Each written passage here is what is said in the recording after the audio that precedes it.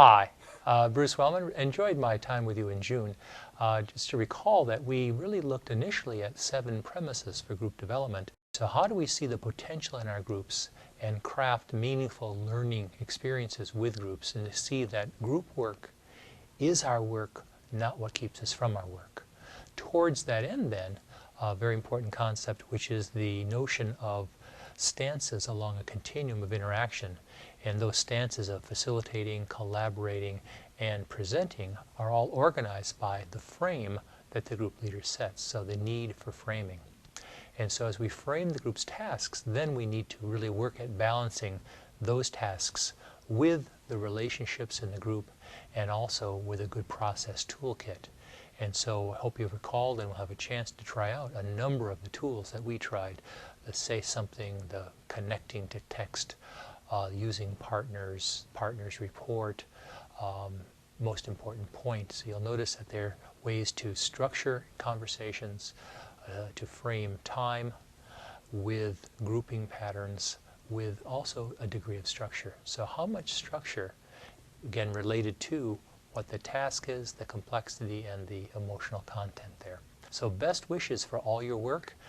Group work is tough, but with some grace and some care for ourselves and also for our colleagues, we can make a difference for them and also for the children we serve.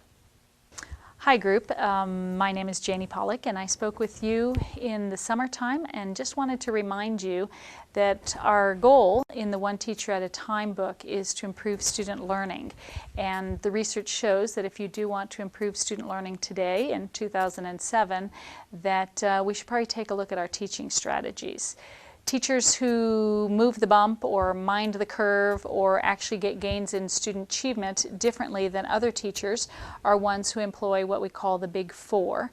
And the Big Four includes having a good set of learning targets and planning your instruction to them, planning your assessment to those targets, and of course the keystone is to score the student performances back to those benchmarks and give the students that information. Over time then you can look at the trends and give students better feedback so they can improve their performances. Generally this happens one teacher at a time, but when a lot of teachers get together, it becomes a school that improves. So good luck and have a great session. Hi, my name is Rick Smith, and I just finished a keynote and a breakout session here at the conference. And my focus really was on classroom management and motivating kids. And basic foundations would be assuming the best about kids, that they really want to be here and they want to learn behavior. And then I broke it down to some simple things. So we got into consistency and areas of hand-raising consistency, and these are the anchors that can really make a difference for teachers in the classroom. No arguing with the ref, something I call the popcorn effect, and that we can just say no in the classroom without going into the land of reasons. We transitioned into those positive assumptions and then into procedures, and I focused a lot on nonverbal procedures of visuals and rubrics, sound signals, hand signals, music for transitions. And then I talked a little bit about strategies for getting kids to participate in class discussions. We did 5 of those, including 8 raised hands and class consultant and I don't know yet, which you may remember from the session. And then the 2x10 strategy for positive connections, 85% improvement in classroom management for the one kid when you have that 2-minute conversation, 2 minutes a day, 10 days in a row, that's positive and personal. The kid just relaxes and stays focused. So that was the first session. The second session I shared 60 to 80 strategies what to do to break up a lecture.